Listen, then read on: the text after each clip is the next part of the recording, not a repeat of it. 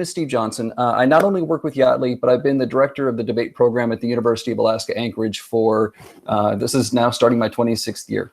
I've been involved in competitive speech and debate for about 35 years. So been doing this stuff for a long time. I've hosted hundreds of tournaments around the US and across the world for that matter.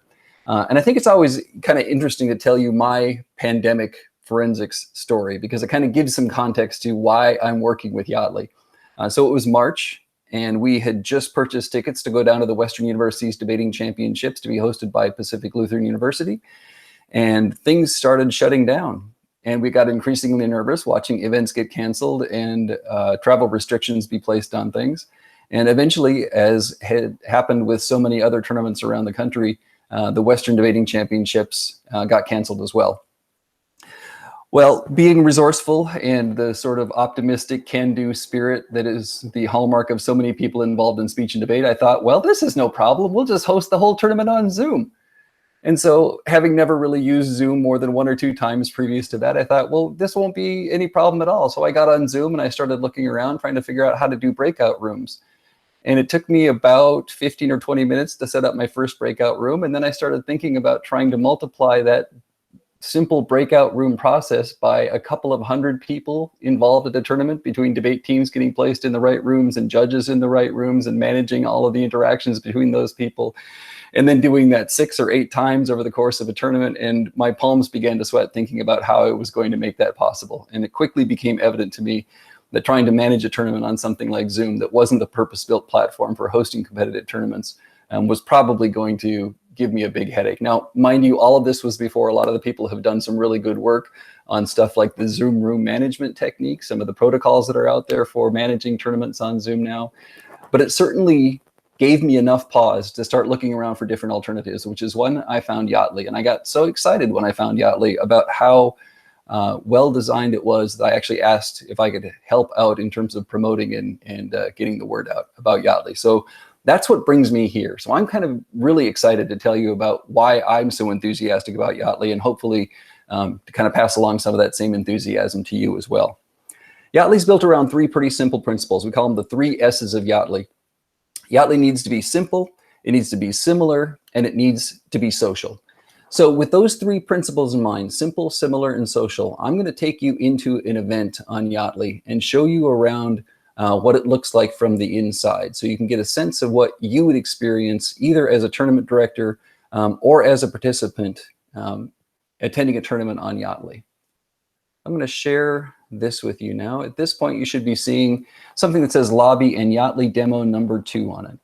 So this is the lobby of an event. An event on Yaatly is typically a tournament. So you're talking about a speech and debate competition that is hosted entirely on this site. Remember those 3 principles, the similar, simple, and social. One of the things that we think is really important when designing Yaatly is that we try and leverage the expectations that people have about attending an in-person tournament. So unlike a lot of the different video conferencing solutions that have been developed recently for hosting debate tournaments, we don't believe that having people feel distributed and distant from a tournament is the best way to kind of build that sense of being together. We want them to feel like they're at a place collectively. And so the lobby is the first place that happens, right? So we bring them to the lobby, and already we hope to leverage their understanding of what it means to be at a tournament. So just like at a face-to-face tournament, when you arrive at your tournament building, you probably enter into the lobby. From the lobby, you're going to find a lot of things. You're going to find an auditorium in which people can gather to do opening assemblies or award ceremonies at the end of a competition. You're going to find probably a team room where the members of your team can gather to do morning warm-ups, to debrief rounds, to talk about strategy for upcoming debates or those sorts of things. All members of a team, for example, my University of Alaska Anchorage team, when we attend a tournament on Yaatly, all of my members automatically have access to that team room, and that team room is private just to our team. So we can use that to discuss what's happening in the competition and to make plans. Also in the lobby, you're going to find all of the postings for competition rooms. And I'm going to talk to you about competition rooms. I'm going to show you some of the different ways that postings work and how easy it is to create postings on Yaatly. But again, the whole idea here is that we put the postings in the lobby on Yaatly in the same way that you would probably put postings up on the wall in the lobby of a tournament building. We expect competitors to find their place on that posting and then to be able to go to their rooms based upon the information in that posting. So here, for example, is a debate between Portland and Seattle, where I'm currently serving as the judge. And when I'm ready to, I can simply hit this button to enter the room, and I go directly into that room, ready to participate in that competition. So the experience of being on this site and being collectively on this site is designed in as many ways as possible to mirror that same experience of actually being at a physical tournament. What else is that we try to make Yaatly as simple as possible? And this kind of brings me to the tournament management side of things. So we built in a lot of communication tools on Yaatly that make it easy for you to manage tournaments here. For example, on this left-hand sidebar, there are a host of different tools that are available. Chief amongst those is our chat program. So we've got a chat program that has a couple of standing channels. There is an event-wide chat that everybody at the entire tournament has access to. So if you want to make announcements or make information available to people, you can put that information in the chat, and that information becomes available to anybody across the entire platform. There's also always a standing chat channel that is developed for your particular organization. So again, if I were attending a tournament on Yaatly from UAA, we would have a channel dedicated just to the members of the UAA debate team. That channel would always be accessible to people. But we also have the ability to build chat channels in as many ways as you want. So if you're a tournament administrator, you might want to build a chat channel that is exclusive to those people who are helping you run the tournament, to your tab staff, to your chief adjudication staff, to your judges, for example. You can build a chat channel that's exclusive to those people. If you're a coach attending a tournament on Yaatly, you can build a chat channel that is dedicated to each of your individual debate teams. So if you brought 4 or 5 debate teams, you can have 4 or 5 different chat channels, each one dedicated to one of those particular debate teams. And those can be set up by anybody on the entire platform, and they're always accessible to people across the entirety of the platform. Below that in this sidebar are some other features. These are what we call our text repositories. They're just places where you can park important information about the tournament that you want everybody to have access to. So here you'll find, for example, the schedule for the tournament so that everybody knows what time things are happening and what's happening next. Some tournaments like to put speaker times up for particular events that they might have. You could list those here. Others like to put old pairings from former rounds here so people can check back in those pairings. And we have a topic announce area too, where we can park topics. So if you're going to use, for example, an extemporaneous format of debate, and you want to be able to put the topics in there, you can put that information in there, and that would be accessible to anybody across the entire platform. And that sidebar is collapsible, but that information is always available. So even if you just hover over this information, that text that's in there pops up so you can see that information quickly, and the same goes for the topics that are available down here. In the upper right-hand corner is this Manage Event button, and here's where a tournament director has a lot of different features and tools to control the tournament as well. So you can set different settings for your event, making rooms visible or not visible based upon whether you're building out postings and want to make people able to see them or not. You can enable or disable anonymous login, which means that you can either manage the security of your event by making sure that only people who are affiliated with invited organizations can attend, or you can make your tournament accessible to anybody who has the URL. That's entirely within your control as a tournament director and allows you that greater choice on what type of security you want. There is an event-wide announcement option that allows you to make announcements across the platform. For example, you might want to say round 1 topic now available. And when you hit send on that, that automatically pops up on everybody's screen. Everybody who's logged on to Yaatly sees that across the entire platform. And the nice thing about that is it doesn't go away until each person decides to dismiss that announcement themselves. So I can't guarantee you that people will read your announcements, but at least you could be guaranteed that they'll have the chance to read your announcement and have to actually make a decision to dismiss that announcement if you're trying to get information out across to them. Lots of other tools here as well. You can add additional users and give them admin privileges for your tournament. So again, if you're working with a tournament staff that is made up of people not just from your school or your organization, you can add those people to have administrative privileges on the tournament that you're running. We have the event URL. So this is the URL that you share with people to invite them to the tournament. You paste there, you copy that into an email, send that out to directors of forensics that you're inviting to your tournament, and they follow that, are either prompted to set up an organization on Yaatly if they've never attended before, or if they have attended before, it automatically grants the members of their organization the ability to attend your event.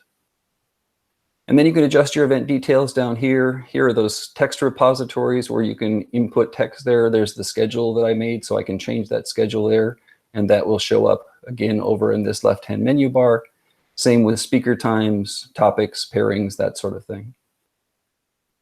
So all of that makes managing a tournament on Yaatly pretty easy. But it's important to remember too that Yaatly is not a tab program. It's simply a purpose-built video conferencing site. And so while we've got a lot of these features built in that allow you to manage a tournament on Yaatly, you still need to work with some sort of tabulation program. And I'm going to talk a little bit about a couple of the tabulation programs, and one in particular that we're developing a close relationship with. But understand that part of what you'll need to do when you're managing a tournament is also have some tabulation and registration program, like tabroom.com or forensictournament.net, or the one that we're working with now, SpeechWire, to make that tabulation possible. Yaatly is just the building in which you're hosting that tournament. You're still going to need to bring in the staff and all the computer programming that would allow you to tabulate that tournament once you're inside that building. But the real heart and soul of Yaatly comes down to the competition room. So I'm going to show you 3 different kinds of competition rooms, and then I'm going to show you how you put those rooms together, or how you build postings in Yaatly. So these are ones that I've uploaded earlier.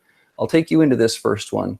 This is going to be a debate posting for a binary format of debate. So Lincoln Douglas, public forum, policy debate, which includes CETA and NDT, as well as high school policy, NPDA, IPDA, doesn't matter. When you've got 1 versus 1 styles of debate, so an affirmative versus a negative style of debate, you would use this type of room. Again, entering the room is easy. You scroll over to the left, click Enter Room. You're brought to a screen that asks you to confirm which role you're going to play. So if I were the affirmative team, I'd choose this role. The negative team, I'd choose that role, but I'm going to enter this time as a judge to show you what the round looks like. Takes just a second to pull that up, and there's Denise already in here waiting for us. And so I'm the judge. I'm down here at the bottom of the screen, in the place where the judge is supposed to go. So my affirmative team is up there on the right side. If we had a negative team, they'd be up on the left side. And there are a whole bunch of features in this room as well that make managing this debate pretty easy. For example, we have access to the room chat, which allows us to send information to everybody who's currently in this room. So we can use that chat channel to share files, or to communicate information about when prep time is going to begin or end. In this room, you can also see a list of members. This eventually is going to show up in this space right here. For now, you can always see a room list under this button down here that shows that Denise and I are in this room right now. And then, of course, you have access to the topics. Those that were posted out in the lobby eventually show up in everybody's room as well. So that's particularly useful if you're doing extemporaneous formats of debate where a topic is announced anew every round. That topic is automatically broadcast to all the debate rooms. And that's particularly helpful too, because each of these debate rooms has a private prep room for each of the teams. So if Denise and her partner wanted to go to do preparation, either during the debate, they're using some preparation time, or like I said, if you're doing an extemporaneous format of debate and they want to prepare their case before the debate begins, they can head into that preparation room and have that private dedicated room that'll allow them to get in touch with each other, communicate, build their case and their strategy.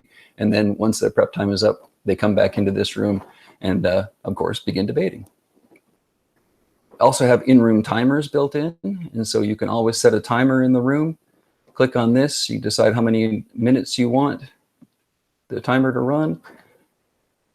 Probably not 47 minutes, that would be an awful long debate. Hit save, and then that timer shows up there, and everybody in the room is able to see that timer as it runs. And Denise, if I could get you to click on the POI indicator too, that would be. So we've got this POI indicator that Denise has the control over. So if you're doing a parliamentary style of debate, you can use that POI indicator to indicate that you want to ask that point of information. And then she's got control of that too. If she either gets her question or it's obvious that nobody's going to take her question, she can turn that indicator off. And again, that's shown across the entirety of the platform. So I'm going to sneak out quick and come back into this room. I'm going to ask Denise to stay right there to show you what it looks like when two partners aren't co-located but want to show up in the same part of the screen. So I'm going to leave the room quick, jump right back in, and pretend for the moment that I'm Denise's partner. When it pulls the room up here, then She and I are together on the affirmative side of the team, or affirmative side of the room. Our opponents will be on the other side of the room, and our judges, of course, would be down at the bottom of the screen. So I think now I'll take you into the 4-team room setup. Exit out of here. So again, we're also set up for 4-team styles of debate. So world styles or BP style of debate. We also have a special room dedicated to that. And those are particularly useful because on Zoom, you're talking about 4 teams in a round of 2 people each. So that's 8 debaters in the round. And BP usually has a 3-judge panel in the back of each round. So you're talking about 11 people in a Zoom meeting. That's a lot of people to be trying to manage in terms of who's asking points of information, or who's a judge versus who's a competitor, or which person spoke at which time. We think that the proper layout of these rooms goes a long way toward improving the quality of the debate experience that people are going to have. So entering this room, I'm again asked which role am I going to serve. So if I'm a debater from Alaska or a debater from Denver, I choose that role. Today I'm going to pretend to be a judge and head into the room like that. And the room functions much in the same way. The only difference, of course, is in terms of how it's laid out. So Denise is up there now as a member of the Denver A team. If I were her partner, I'd be right next to her up there, and the size of her video would just adjust automatically. Other judges would join me down here at the bottom of the screen to my left and right. And again, many of the same features are present here as they were in the previous room. The preparation room is available here. Denise has her POI indicator to be asking questions. I've got control over a big in-room timer. And in this room, we also have an adjudicator room, which means that we can, as adjudicators in BP, at the end of the round, the adjudicators deliberate about their decision and come to a consensus. We've got a built-in room that allows them to leave that debating room, go and have a private conversation about the rankings in the round, and then come back in the debating room to do the oral adjudication. Another thing that each room has are these status indicators. These status indicators are controlled by the judges, so they allow you to tell the tournament staff whether your room is in good shape, that you're ready to go, or if perhaps something's wrong. Maybe you're missing a debater, or somebody's misunderstood their role, or somebody's having trouble with technology. It's pretty easy to communicate quickly to the tab staff about what's going on in your room by changing this room status indicator. So once I change it here, I'll show you when I step back out to the lobby, that room status automatically updates on our posting outside here. So as a tournament director, you can take one quick look at all of your postings and see which of your rooms are ready or which of your rooms might need your attention in order to get your rounds going on time and make sure that you have the ability to keep your tournament on schedule. So the final competition room I'll show you is our IE competition room, the speech competition room. And this is the one that we're really excited about because this is the platform that we're just rolling out now. So much like the debate room, you find your place on the posting, you're brought to this screen that asks you to confirm which role you're going to serve. Now, most IE rounds will have a variety of different speakers enrolled in one section. So at the top here, you're looking at the different speakers and their names and codes. At the bottom, you're looking at the judge. I'm going to enter as the judge in this room so you can kind of see what it looks like from a judge's perspective.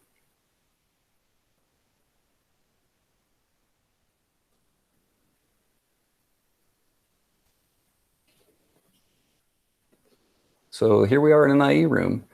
Denise is our competitor. She's already up and ready to go. She entered as Whitney S., competitor number 64, and she has over here the ability to adjust her status. So she's showing me right now that she's ready, but she could also change that status to show me that she is double entered or triple entered.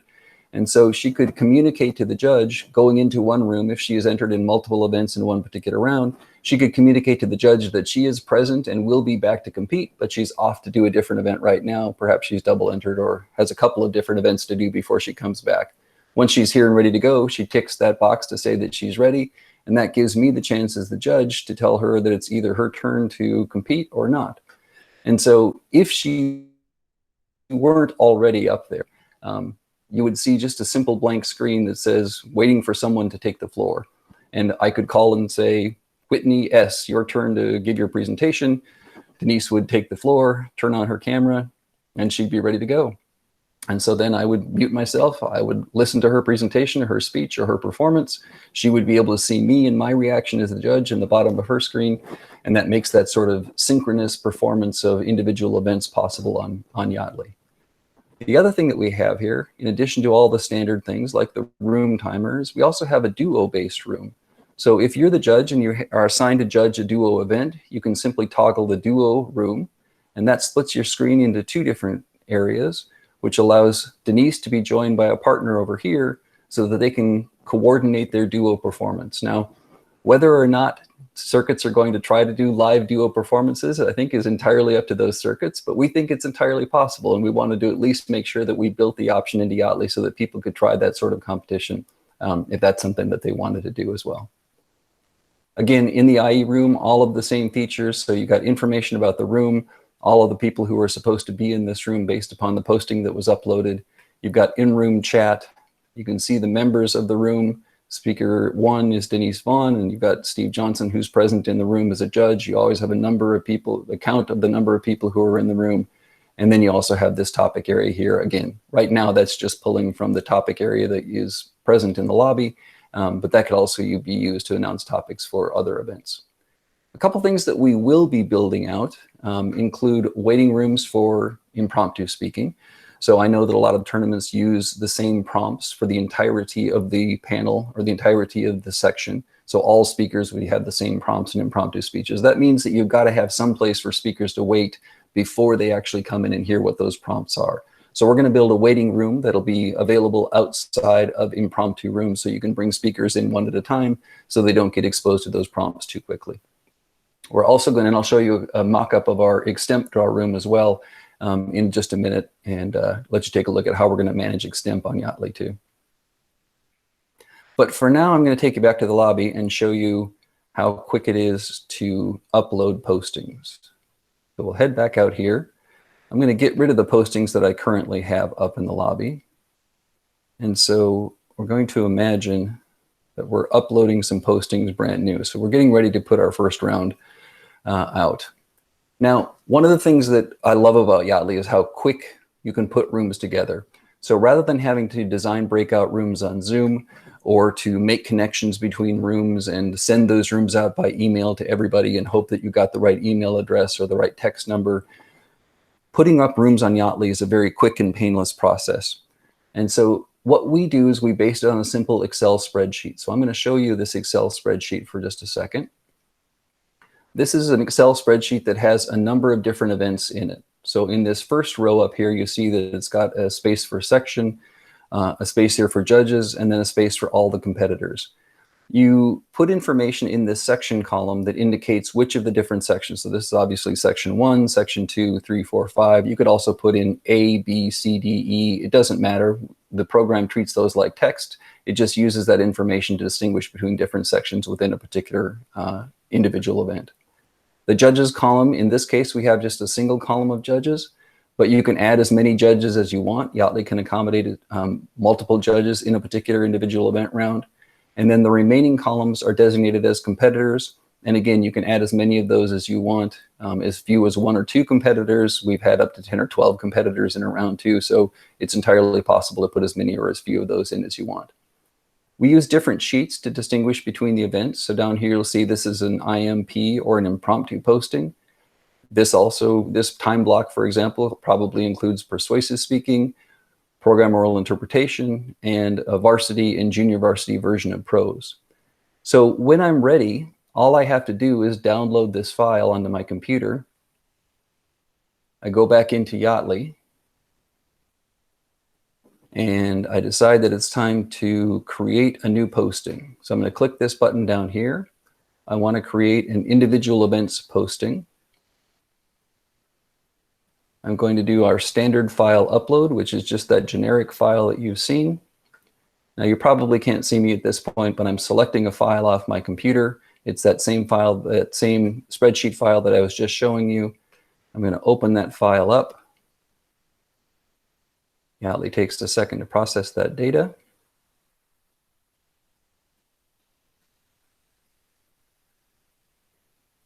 And then it gives you a chance to review the posting. Make sure that you've uploaded what you want to upload. You click return to the lobby, and your postings are already showing. So here we've got the impromptu round with all 5 sections of impromptu with my judges, all of my speakers listed. The room entry button is at the bottom of each of those different posting sections. But I can also switch that for pros or POI or my varsity or junior varsity divisions of pros. And so again, it's as easy as being in a face-to-face tournament, because our competitors and judges know intuitively to look in the lobby for their name on the posting, find where they're supposed to be competing, and can just enter the rooms from there in the same way that I was showing you before. So the last thing I'll show you with regard to building postings is the relationship that we have with SpeechWire. And so as I said before, you do need to have a tabulation and registration program in place. And that tabulation and registration program is what allows you to take in registrations, to coordinate all of the entries that each school is going to put into your tournament, and to do the tabulation of your competition. And so we're developing relationships with a number of different tabulation programs, but the one that's most mature at this point is the relationship that we have with SpeechWire. So what I'm going to do is I'm going to show you what SpeechWire looks like and how quick it is to upload information from SpeechWire. So I think I'm doing this right. All right. At this point, you should see the SpeechWire Tournament Services homepage. So if you've used SpeechWire before, you're familiar with this page. It's where all of the different tools available to tournament managers exist. We're going to look at the posting center, though. So this presumes already that you have tabulated or paired all of your rounds and that you've got ballots and everything ready to go. I'm not going to walk through all of that on SpeechWire. I think it's a terrific tournament management system, and Ben has some really good support information available for you there. But what I want to show you is this, the posting center. So if you're running a face-to-face tournament, the posting center is where you would go to actually print off your postings. So it would allow you to actually print out a paper copy of your postings that you would tape up on the wall of the lobby of your tournament building. But he's built into here the ability to export those postings directly to Yaatly, or at least export the file in a format that is recognizable by Yaatly. So I'm going to click this down here. I've already got a tournament loaded in with some data and some pairings already made. So I'm going to click Export Speech Rounds to Yaatly. That brings me to this page, which allows me to select which events and which rounds I want to export. Now, generally, Yaatly is built on a just-in-time model, which means that we expect that you will upload postings immediately previous to the round that you're going to have next. So if it's a 10 o'clock round that you're planning to run, we expect that you would probably put up postings around 9:45 or 9:50. So I'm going to select those events that are going to be running in round one of my 10 o'clock round. And let's say that we're going to choose dramatic interpretation, humorous interpretation, varsity and novice divisions of original oratory. Once I've selected those different postings, I hit export for Yaatly. It generates a file. I right-click on this file here, save the link, and then I can choose what to call this. So I'm going to choose to call this file round one pattern B. I hit save. That file downloads. Now I can head back to Yaatly. I can hit create postings in rooms, click on my individual events postings that I want to create. I'm going to upload this because it's a SpeechWire file that I downloaded. I remember that my next round is going to be round one of pattern B that I just downloaded. Click open.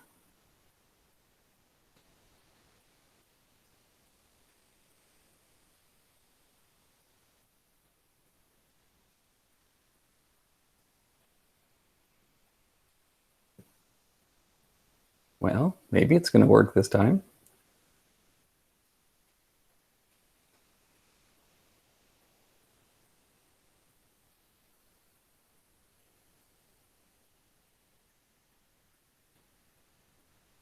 There we go. Gives me a chance to review the posting. And I hit create, back to the lobby. And there's that posting that I just downloaded. So there's my DI posting, there's my HI sections, my novice original oratory, and my varsity original oratory. And then I can always edit my banner up here to say this is round one of pattern B, and let's say that one's going to start at 10 a.m. I hit save, and now everybody at the tournament knows that at 9:45 or 9:50, maybe 9:55, they come here and they look for that round one pattern B posting, and they'll be able to find their role and their room based upon that posting. So the last thing I want to do is to show you how quick it is to create an event. So all this time we've been working from inside this event that I've created, which is just the Yaatly Demo number 2. I'm going to take you back now and show you how those events are created. So let me share a different screen with you.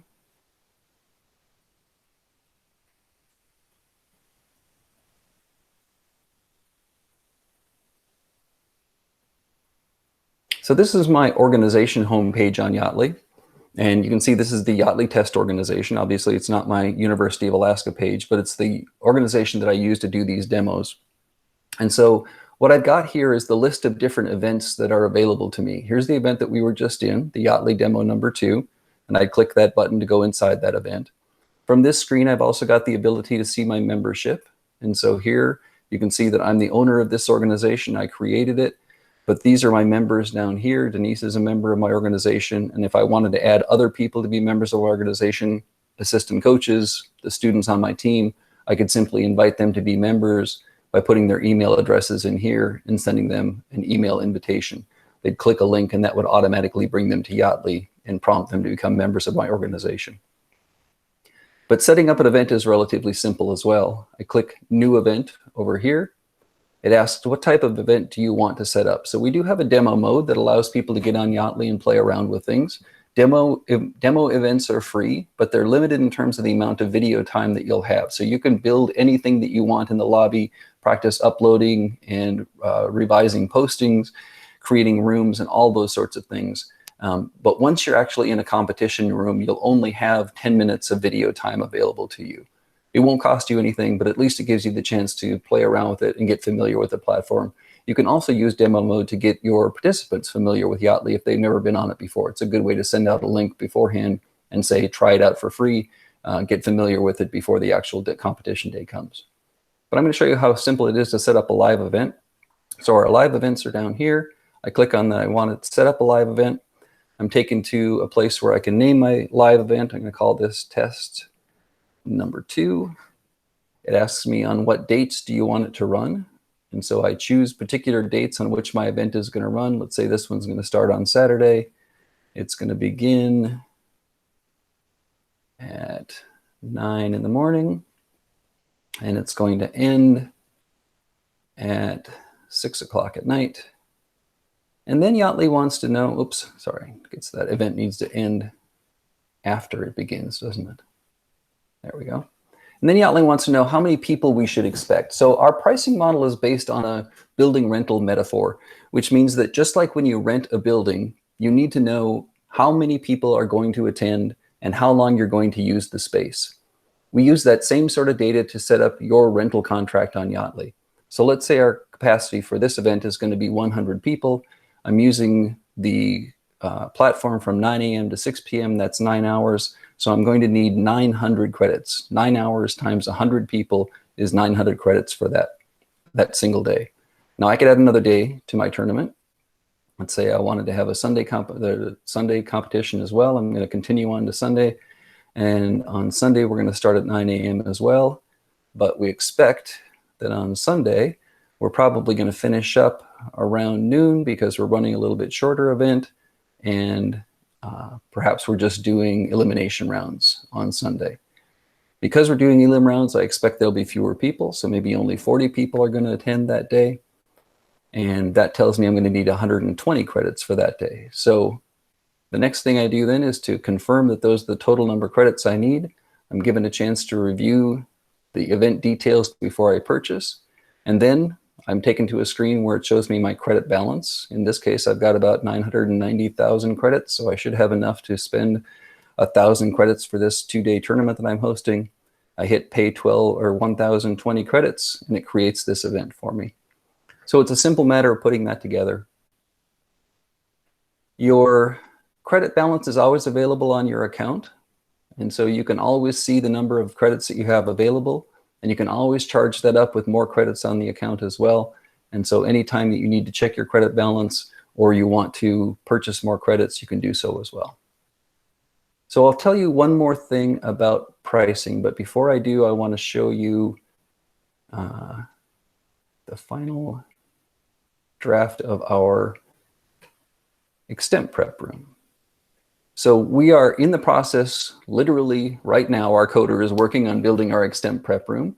This will be a room that is available from the lobby as well. It's one of the rooms that you as a tournament manager can choose to make active if you're hosting a speech tournament that has extemporaneous speaking events. Or if you're doing just debate events, you of course wouldn't need an extemporaneous speaking room, but that option will always be available to you. Much like the other rooms, it's going to have a number of different features.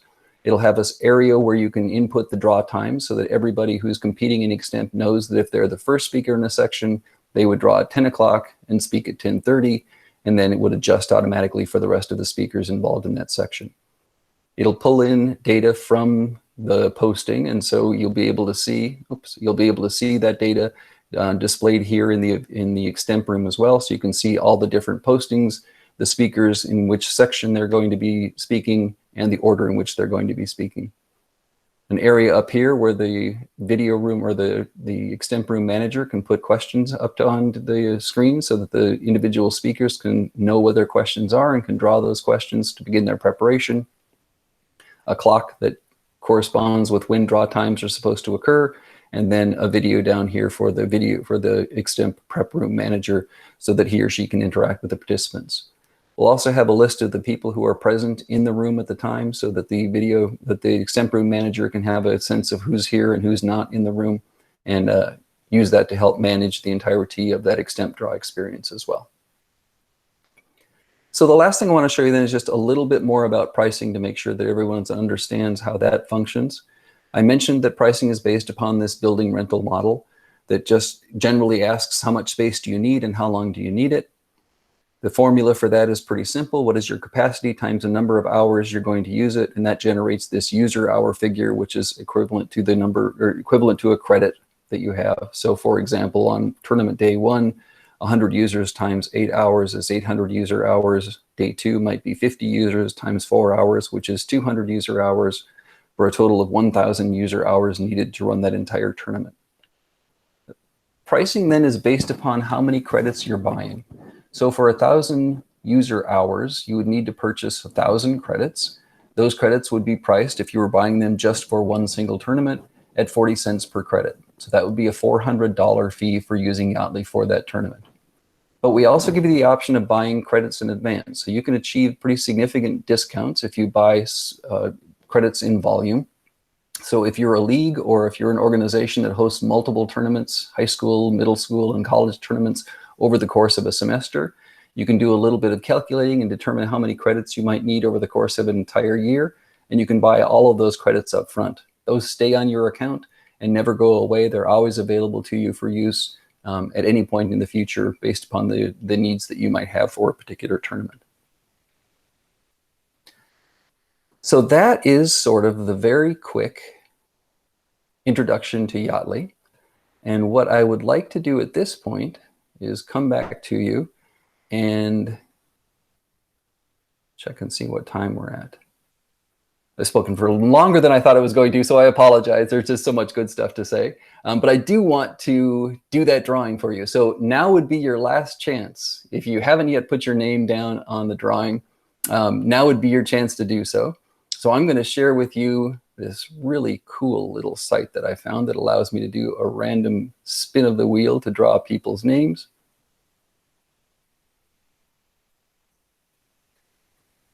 And then we'll get to questions after that. So here is the way that we're going to do the drawing for the 500 credits.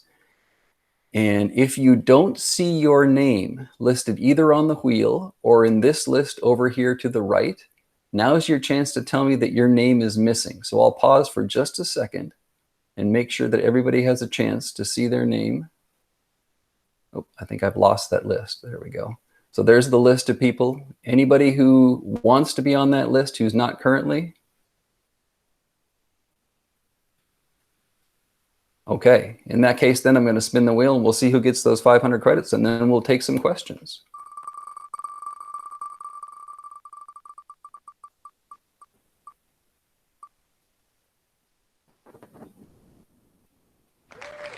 All right, Trent Webb, congratulations. 500 credits for your Yachtly account.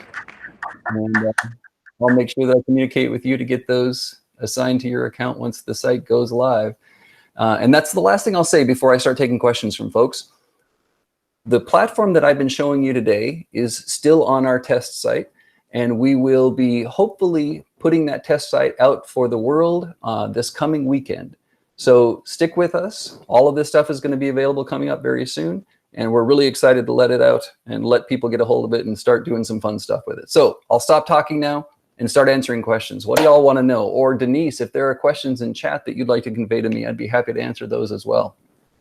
There are a lot of questions in chat, and some of them I think have been answered. Do you want me to just go down the list? Yeah, if I'll let you exercise your discretion. If we've already covered them, you can skip over them. But if there's something I've forgotten, by all means. So Greg asks, how would we determine if someone is a member of a specific team? Would they need to use like their university email or the coach admin? That's a great question. So individual programs are responsible for building their member lists. So when I was building my Yachtly account, obviously I did that for the University of Alaska Anchorage. I went through and invited all of the members of my debate team to be part of my Yachtly organization. Then when the University of Alaska Anchorage is invited to tournaments, I, on behalf of the University of Alaska Anchorage, accept that invitation. And then by virtue of me accepting that invitation for the organization, all of my members then have access to that. So it's not as if Yachtly is concerned with validating your email address for a particular tournament. Yachtly looks at which organizations have been invited, and it assumes that anybody who is a member of an organization that has been invited is legitimately at that tournament or should be allowed to access that tournament. Cool. And there are a couple of questions about access of chat by tournament directors that I think that we can sort of answer as one. Can tournaments, each room's chat be accessed by the tournament directors? What they're talking about is like if there's a protest or a challenge. Well, so you're looking at historic chat? Is that, I'm not sure who asked that question, Denise. So it's either historic, that actually someone says access to chat history, but also the question is, could you, if it was a question right now? So. Well, I can say this. I know that the chat, that once it's posted in a chat channel, that text stays in that chat channel. But it stays in that chat channel only so long as the room is active. So as soon as a competition room is deleted, like you're done with that round, you move on to the next round's posting. As soon as that room is deleted, that chat exchange goes away with it. And as far as I know, we don't keep records of that chat exchange. Great. This, I think you answered this question, but I think it's worth revisiting. Is there a way to change the number of judges? Oh, yes. To change the number of judges, all you need to do is add another column of that has a header that says judge at the top of it. Yachtly will recognize as many judges as you put in there and allow those people to be listed on the posting. So if you have 3 judge final rounds, for example, in individual events, rather than just having 1 judge column, you would have 3 judge columns. That would automatically be downloaded from SpeechWire, and we're working with the other major tabulation programs to get that same sort of integration as well. Okay, I'm going to try and fuse together a couple other questions. Sure. Greg asks, is it possible for a competitor to accidentally select as it come in as a different competitor? But yes. Also along those lines, how would we, if we have an observer, like we have a parent or something, how do we either prevent them having access or no, hence account for them, etc.? Well, let me take the simpler part of that question first. So the question was, what if a student comes in and assumes the wrong role in the round? And sure, that could happen because Yachtly does require that when you're entering a room that you confirm what role you're going to play in that room. But in the same way that a student who enters a room in a face-to-face tournament and says, I'm the judge, would quickly be shown that they probably weren't the judge, would not have the understanding what they're supposed to be doing. Hopefully in Yachtly, the same thing would happen. So it's a kind of a social policing or a social sanction that we use to make sure that people are doing the right thing. And if they accidentally enter, and I'll share my screen with you again, if they accidentally enter a room and choose the wrong role, so I'm entering a room here now, And let's say that I am actually Kara, but I accidentally click on Xenia's role. Once I get into Yaatly, or once I get into the competition room, I'll see that the ability to change my status is not at my name. I'm not in here as Kara right now. I'm in here showing up as Xenia. So hopefully at that point, the student will go, wait a minute, something's wrong. I must have come into the wrong place. I'm just going to leave the room, re-enter, and reconfirm my role as Kara instead of Xenia, right? So now I come back in, I'm Kara.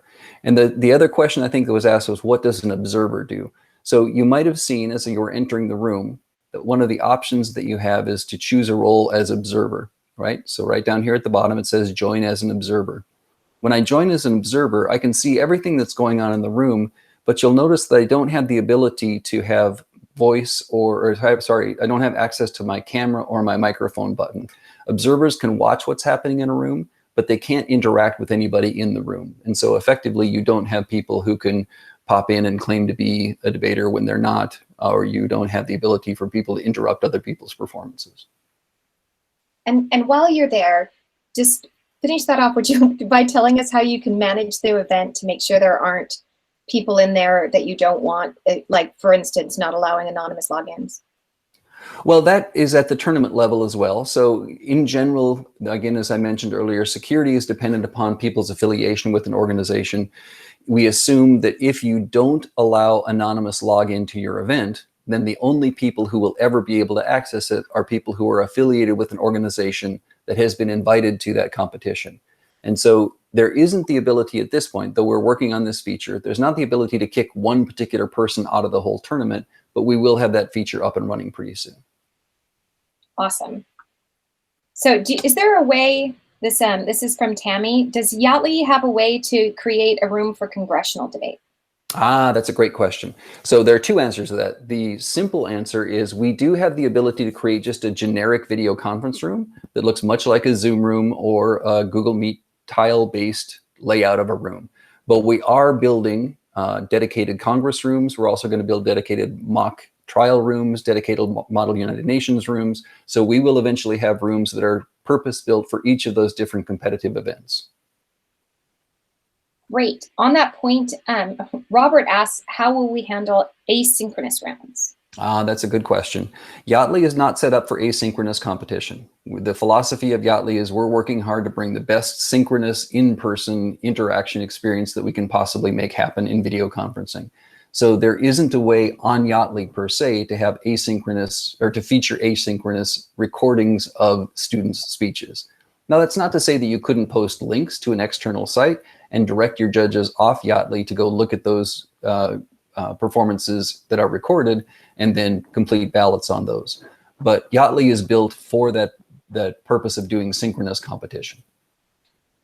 Great. A couple of people asked the question, but how do we know who was going to be in like a duo round? How do we know who's going to be on the left and right or left and right? Well, whomever chooses first gets put on the left side of the screen, and whoever chooses second gets put on the right side of the screen. So that would be the way to train your speakers to know which side they're going to be on. That's important for blocking, I guess, isn't it? You got to know which side you're supposed to be reacting to. A couple of people also asked if we can integrate with Tabroom or integrate ballots, or is there a way to like pop up inside of Yaatly and say like your ballot is due, or here's a ballot to turn in, any of that? Well, we don't have plans at this point to integrate e-balloting into Yaatly, but Tabroom, ForensicTournament.net, SpeechWire all have terrific virtual balloting programs. And so I've run several tournaments already using their balloting program, their virtual balloting or e-balloting programs, and they work very well, very slick. What we do have on Yaatly is the ability to communicate directly to people. So you will be able to know and find a particular judge. If Mike, I'm going to pick on you. If Mike Ingram's ballot is 20 minutes late and I can't get the next round out, I can search for Ingram on Yaatly and send him a text that says, hey, Mike, don't forget to turn your ballot in. And he'll go, oh, yeah, that's right, and hit send on his ballot. That'll bring that to my tab room. Paul also asks, if you have it looks like everything is pre-assigned for affirmative and negative. What if you need to flip for sides? Yeah, we are building a coin flip program into the debate rooms as well, because we know that PF relies upon that coin flip. In terms of listing affirmative and negative on the posting, I guess I just would say that debaters will have to understand that when they're looking at the posting, they're not looking at a pre-designated assignment. And so you would say, and the judges would know this too, of course, you could even put this up on the banner at the top of your posting: PF must flip for sides. And then once everybody is present in the room, you can actually do a side flip, a coin flip for the sides. Okay, Paul also asked if the impromptu waiting room could be called the hall, and I just really liked that. So. Yeah, it's less like a doctor's office, right? Waiting room sounds like you're going to get some sort of invasive exam. The hall, yes, let's wait in the hall. Okay, there's a series of questions that are about pricing and how that works. Sure. So I'm going to try and throw a bunch of the concepts together here. If you go over time, what happens? Ah, good question. So yes, you do select what your reservation hours are going to be. And effectively what that means is you're making a choice at the beginning of the tournament to stay on schedule, or at least you're hoping to stay on schedule. What we've done is this: if you get close, we're always going to give you a warning, right? So if you're within a half an hour of the end of your tournament, as you've designated it, or within 5% of your capacity in terms of the number of people you've expected, you'll get a notice from Yaatly that says, hey, you know, it's half an hour before you said things were going to end. Do you still feel like things are going to end? And if things are running late, then you'll have the ability to add on extra time. Of course, that'll cost a few extra credits, but you'll have the ability to continue on with that tournament. We'll always let you know when you're getting close to either of those limits that you set. Okay, so also then what happens if more people log in than we purchased for? And what day would I have to put in that capacity? Because a lot of tournaments, as Paul points out, we won't know until the Wednesday before. Sure. You don't have to reserve Yaatly until the day before your event. Of course, the earlier you do, the better ability you have to get that information out to people and to make sure that they know where to go, and particularly that they have the opportunity to test out the site before you go. So as far as when you're going to set up your event, you can do so beforehand. And I have to admit, Denise, I've lost the main thrust of the question because I got so excited about when you could set it up. So the question is, what happens then? When do I have to set the capacity? And you actually answered that it was the day before the event, or whenever you set up the event. And then what would happen if more people logged in than That's I it. planned? That's it. So so if more people log in, so say you set your capacity for 100 and you have 99 people at your event, you've gotten the warning from us, you've decided not to increase your capacity. The 100th person shows up, they're admitted. The 101st person would not be able to enter the tournament. So a couple of tools that you can use to control that. The first is to recognize that capacity is not restricted to a particular account, right? So Mike Ingram comes on, he counts as 1. But when he leaves, the count is back down to 0. If Trent comes on after him, that count is still going to be 1. So it isn't as if Mike Ingram comes on and leaves, and that's 1 count, and Trent comes on after Mike has left, and he'd be number 2. The number of users is only the number of people who are active in that moment on the site.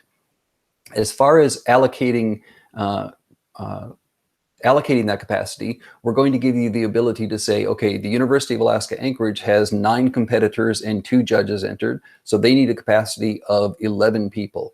And the University of Rochester has 20 competitors and 3 judges entered, they need a capacity of 23 people. So as a tournament director, you'll be able to set those capacities and those limits per each of your organizations that are going to be attending.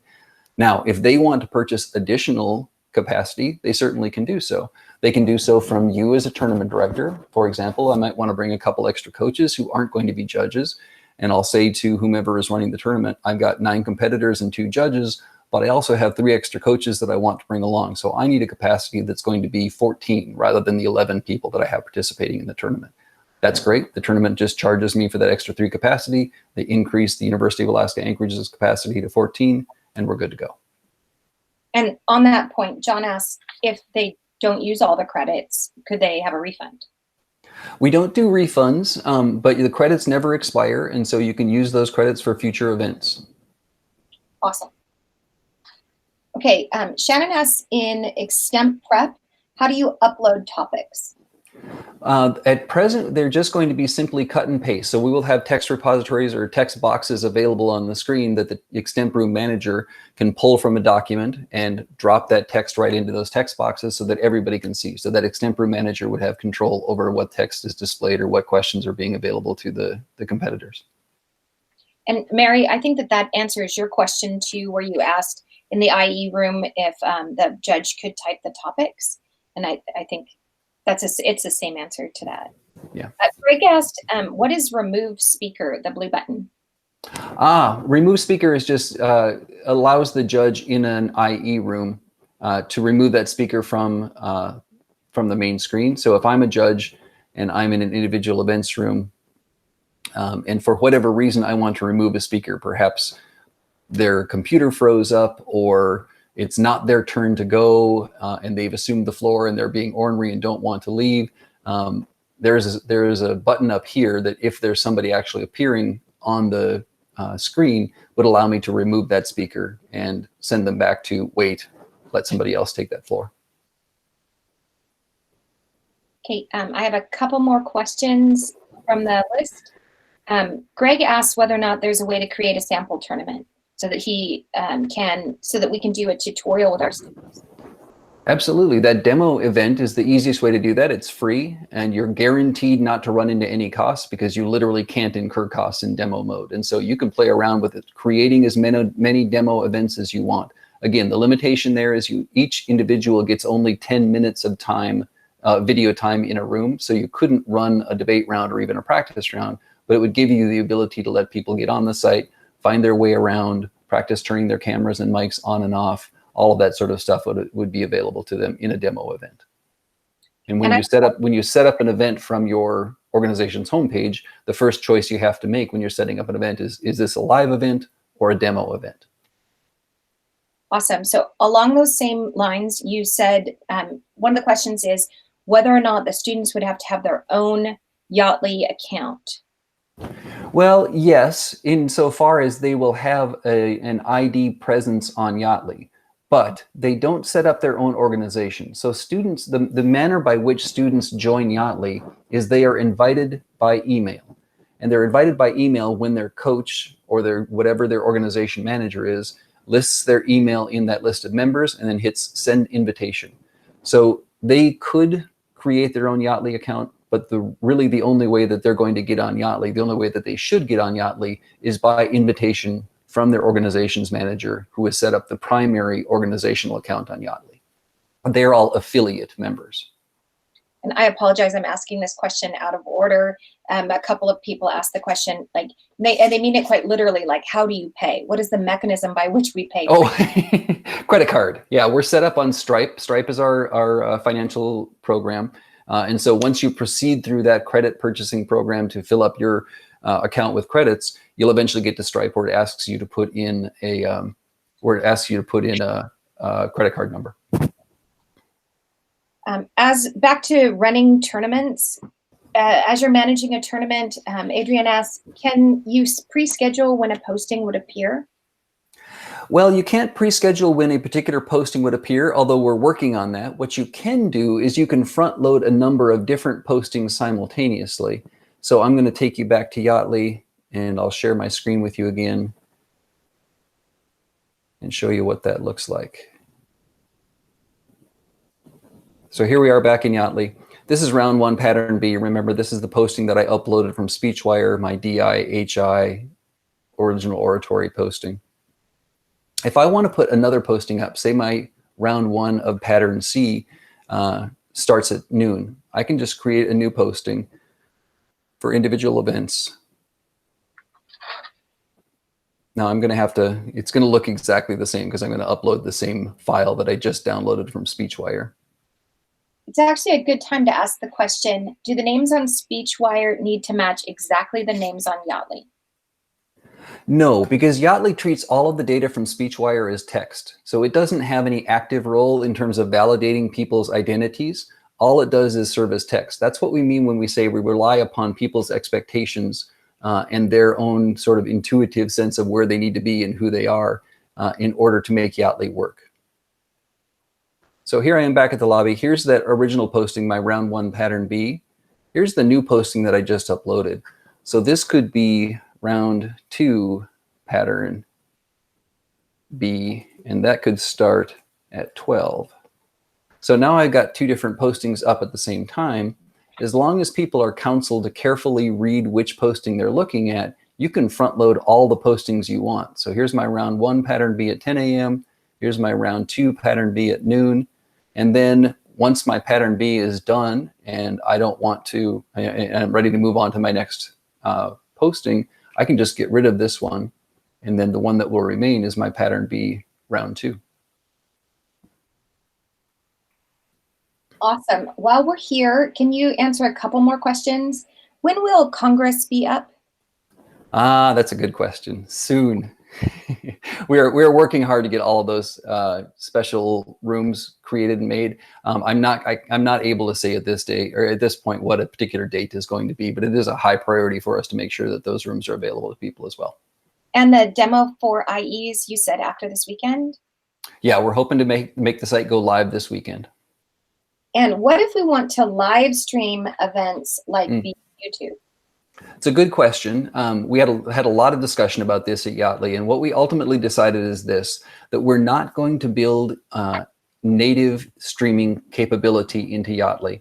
The reason for that is because there's a lot of concerns that people have in a variety of different circuits. So some circuits don't like to have things live streamed off of their site because they don't want other people to record things for them.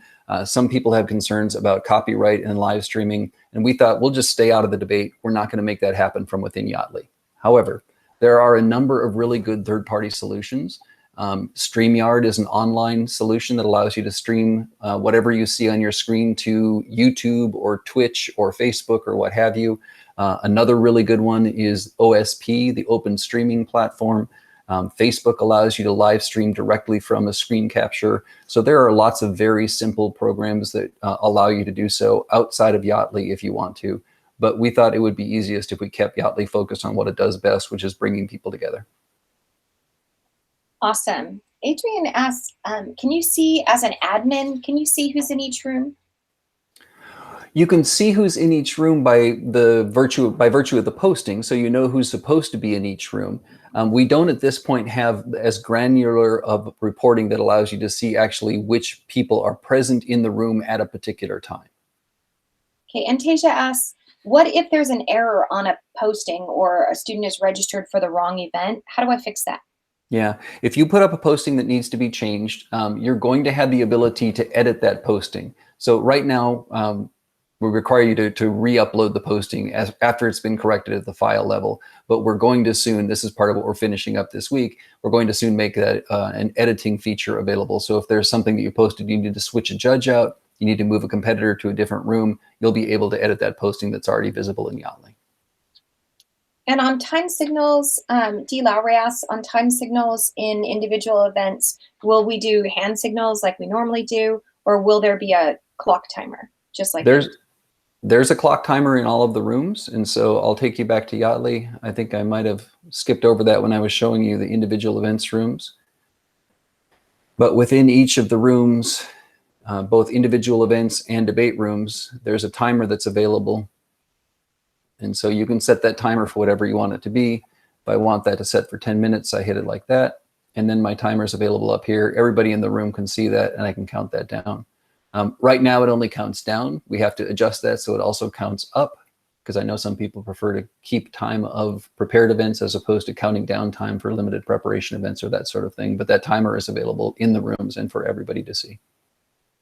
And Preston, thanks for the reminder. Is there an option to change the number of judges, or are they locked to 1 or 3 judges?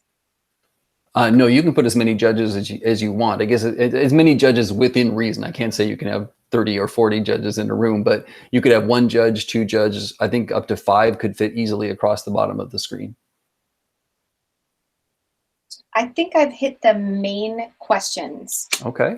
Then let me turn it over and ask if there are any live questions that people have that either haven't been answered yet or stuff that you'd like more elaboration on, or particular questions that you have. We're at about 10 minutes past an hour's worth of presentation, so you've all been very patient. As I said earlier, Denise and I will gladly stick around until the bitter end, so you're more than welcome to hang out with us, and we'll continue to talk about Yaatly as long as you would like us to. Hello, Steve. I have a question. Sure. So, thank you for showing the platform. It looks really wonderful from what we used before. I don't know if you remember us from Young Genius. I just had a question. I know this is something we've had before with the older platform, where people enter or parents click on the link because it's provided for the whole team, and then you have a lot of users on the platform that you don't want there, and then you have to pay for them. How can we limit who can enter and use the link? Well, Tasia, in that case, the only way that people could come on if they're not members of an organization would be if the tournament director has selected to allow for anonymous login. So again, you always have control over that, and it's always by default set to not allow anonymous login. So that's the first level of control. But if you decide to allow anonymous login, then those numbers of users are still subject to the capacity that you've reserved for Yaatly. So if you have a capacity of 100 and you've got 90 competitors, then only 10 more people are going to be able to join before they're blocked from getting on, regardless of whether or not they are members who have been invited or just people who are there because they've got the URL. But again, I want to emphasize, the only way that people could get on the site is if the tournament director had allowed for anonymous login. Thank you. I think that really solves the issue that we were facing with the older platform. Good.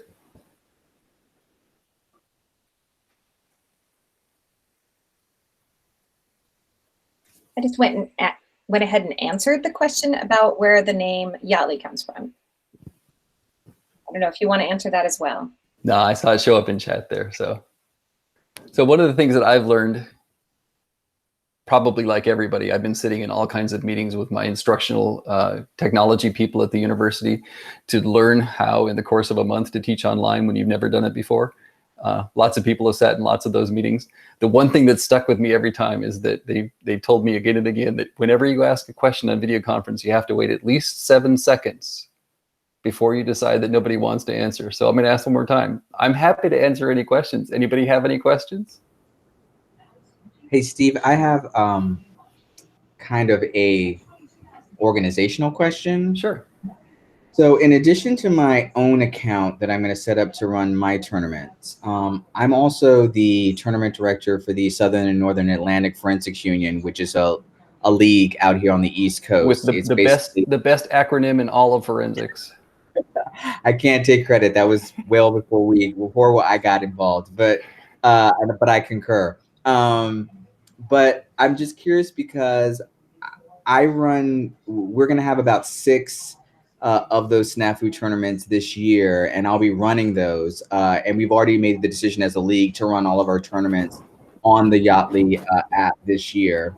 But normally whenever we have, like when we pay SpeechWire, we pay it from Snafu. So I'm just wondering, would it be easier to create a separate Snafu account for me as a tournament director? Or I'm thinking maybe I just have I'm thinking maybe I just purchase all the credits I need for all the tournaments, including Snafus. And maybe it's easier for Snafu to just sort of reimburse me. I'm just wondering which one you think would be the easier one. I think either scenario is workable, Trent. Okay. I think it comes down to a lot of really specific questions that I have to ask you, like, are you going to have a stable judge pool? Do you want to build a judge member roster that is exclusive to that particular organization? Who's handling your finances? Do hosts pay for tournaments, or does Snafu have some financial standing that allows it to pay for tournaments? So lots of really particular questions, but I will say either of those scenarios could work. And I'd emphasize again, if you're able to purchase as a league, knowing that that league is going to run 6, 8, 10 tournaments over the course of a year, you're probably going to get to that level where your per credit cost is pretty cheap at that point. But I'd be happy to interact with you, email or do a video conference to answer some of those particulars for you. Okay.